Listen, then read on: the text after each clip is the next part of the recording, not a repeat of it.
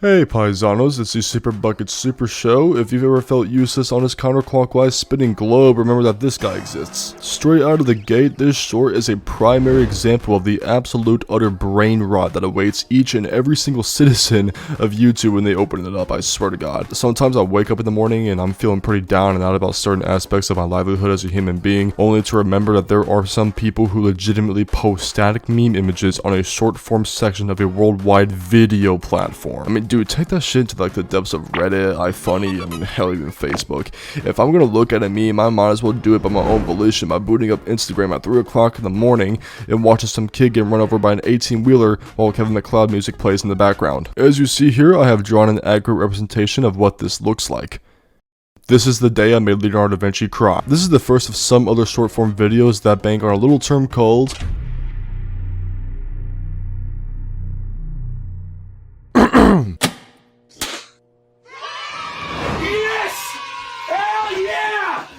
Come on, baby! Come on! Yes! Come on!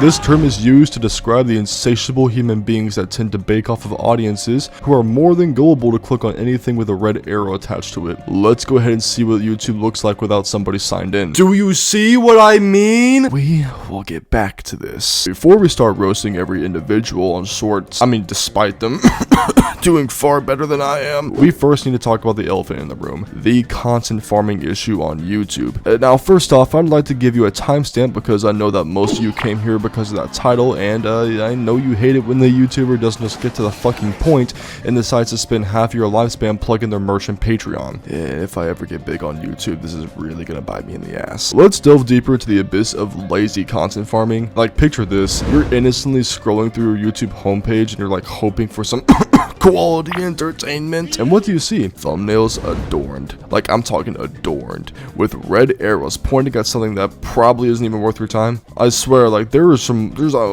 more arrows shoved into these thumbnails than shrapnel in a World War II soldier's kneecaps. Allow me to demonstrate.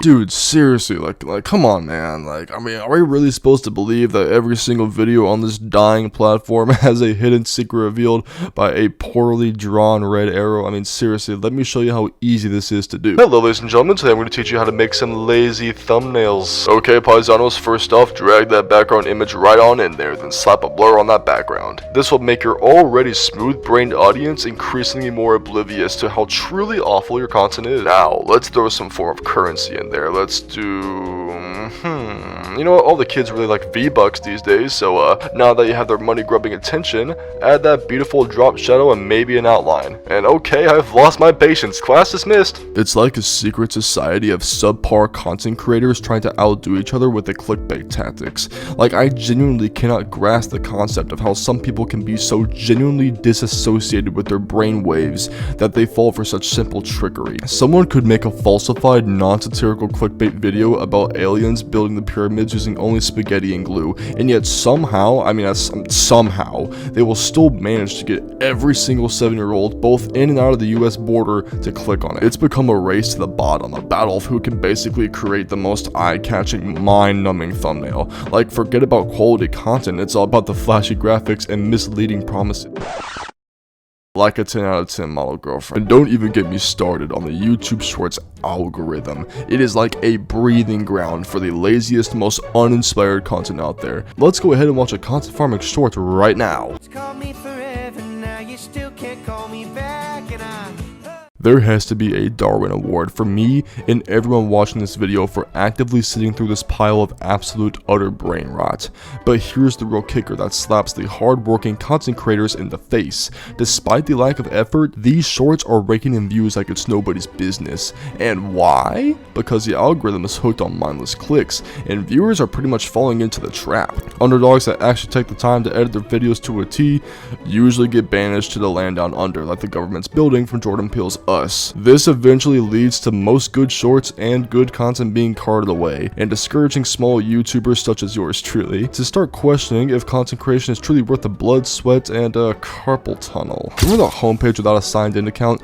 It's a sea of red arrows, each one promising something more ridiculous than the last. It's a content creator's fever dream and a viewer's nightmare. Now let's circle back to the content farming issue, and this isn't just about individual creators, it's about a system that rewards laziness over creativity. It is an absolute vicious cycle that needs to be addressed before YouTube turns into an endless loop of red arrows pointing to absolutely nowhere.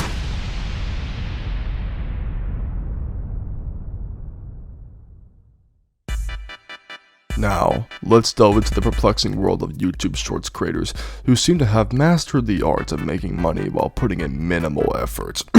Going back to our example, as you see here ladies, we have a Class A creepotard. Not Class B, not Class T, and not even Class C or S, because that's just being too generous. They are an A class example. They stare blankly to the camera, usually with a static meme overlaid on top of the screen. It's as if the sheer audacity of their laziness is in a performance itself. These shorts often feature recycled content, unoriginal memes, and any lack of meaningful engagement for the viewers besides showing something made by somebody else. But with a useless face at the bottom that doesn't need to be there whatsoever. Like, please sir, move your head. I'm trying to keep my phone screen clear of autism. Again, despite the lack of creativity, these shorts somehow manage to accumulate views, and I mean lots of views, and consequently revenue. The algorithm fueled by endless mind clicks and even smoother brains seem to favor these shorts over content that actually requires genuine effort and creativity. It's about absolutely like crazy, I'm talking crazy, diabolical, bamboozling, and man, dare I say, disheartening scenarios for the creators who invest time and energy into crafting quality content, only to be overshadowed by the sheer absurdity of static memes. It's time for a field trip. With your friends? Yes way. Here's a prime example, kiddos. Jesus Christ, I feel like I just had sandpaper in my throat. Here's a real life example of a wild content farmer. The impact of this trend extends beyond individual creators. It is a reflection of a system that, like a really bad system, that rewards clickbait and simplicity over substance. And as a result, this discourages genuine creativity and quality content creation, perpetuating a cycle, like an endless cycle of mediocrity that threatens the very essence of good channels. Moving on to a peculiar breed of YouTube shorts, we encountered the creators who seemingly believe to think that the louder they scream into their microphone, the more attention they'll receive. A notable example of this is the infamous cloning dude who, with his exaggerated reactions and ear-piercing screams, has become emblematic of this category. Allow me to demonstrate. I bet you I can. Challenge is accepted. Now, to clone you in my DNA laboratory, I needed to get that exact Q-tip that you attached to the balloons and sent into space, with a sign that says, when found, DM at Kobe person. 48 hours later, I was going through my Instagram DM. I get a message that says, I found it. I watched the entire video he sent and the DNA swab landed on top of his roof. I DM, send me your address. He was only 30 minutes away from me. Not knowing what to expect, I knocked on the door and the guy came out. When I reached for the balloons, he says, no, I need $1,000 cash. I tried to steal it from him. These shorts are characterized by their lack of nuance and reliance on shock value. This young man seems to believe that volume equates to entertainment, and if he can boost that shit to a higher number than degrees on the sun, you bet your ass he'd be all over that. Overlooking the fact that genuine engagement requires more than just decibels. The algorithm unfortunately rewards this kind of content with views and popularity, and shorts is essentially an attention span trap where people have to do this in order to get their audience's brains to feel like that they're actually like existing, like Major Payne is ear to ear with them. What the hell was that, you little freckle-faced cartoon? Did I give you permission to sneeze, Opie? No, sir. Then you hold it in, you big-eared turd, otherwise I'll kick your ass back to Mayberry. While these shorts may attract attention initially, they contribute to the degradation of the platform by prioritizing sensationalism over substance. Like, not only do they cater to the lowest common denominator, but like, I mean, they also overshadow content that relies on wit, humor, and thoughtful commentary. such as yours truly. The challenge lies in finding a balance that values creativity without succumbing to the allure of unnecessary noise. Lastly, let's address the shorts that fall into the category of misinformation and just blatant lies. One glaring example of this involves a family who claims to be heights of 6 to 7 feet tall, when in reality it's all a fabrication. It's like the essence of that one tomboy chick in your class that basically always comments about how she wants to be, like how tall she wants to be specifically, except somebody actually tried to fabricate it to cope with short syndrome. Shh, don't worry, my short kings, you're safe, brothers. If I'm having to be completely honest here, this is an absolute slap in the face to both tall and short people alike, as well as the I'm putting YouTube Shorts as my 13th reason why. The allure of exaggeration seems to be a shortcut for garnering views and attention. The family in question may have seen a spike in viewership due to the sensational claim, but it comes at the cost of credibility. The YouTube algorithm unfortunately doesn't discriminate between truth and fiction, and basically it contributes to the propagation of misleading content. Creators resorting to like falsehoods that erode the authenticity that is crucial for healthy online communities. It is really disheartening to see this, and it's a really disheartening trend that not only harms the reputation of individual creators but also contributes to a broader culture of skepticism and mistrust. As viewers, it's essential to basically demand, and really we should be getting this, transparency and authenticity. I mean, I'm not sure if y'all seen recently what happened with the completionist, but like, I mean, seriously, man, like they've been hiding some dark shit behind the scenes, I'm not gonna lie. Now let's embark on a journey into the heart of the attention span paradox, where YouTube Shorts and TikTok have become the architects of the new digital era, reshaping how we consume content and altering the very fabric of our attention spans. As we dive into this abyss, it's crucial to acknowledge the sheer gravitational pull of short form content. YouTube Shorts, with its 60-second limit, and TikTok with even shorter bursts of content, have pulled an R. Kelly on our attention spans. The convenience of digestible snippets like basically appeal to the ever-accelerating pace of modern life, where time is like a really precious commodity. Actually, here's a better example. Do you see this? What is this called? You're right, a burger. And where does it come from? Also right, a fast food joint. And what gets fucked?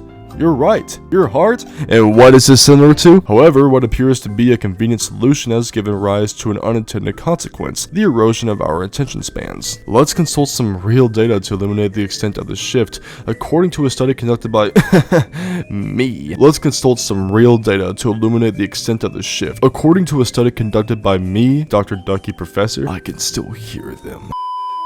The average attention span has decreased from fish in pre-YouTube Shorts and TikTok era to a minnow in the current landscape. This staggering decline raises questions about the long-term impact of these platforms on our cognitive abilities, turning us back into primal simians and lobotomized plebeians. Hey Jerry, yeah, you can cut the music now. Hey man, I said you can cut the music. Now, let's discuss the anatomy of YouTube Shorts or a TikTok video. The rapid-fire succession of images, abrupt transitions, and constant barrages of information create a sensory overload that bombards our neural pathways. It's a symphony of visual and auditory stimuli designed to capture and maintain attention, but at what cost? I'll tell you. No, in fact, I'll show you.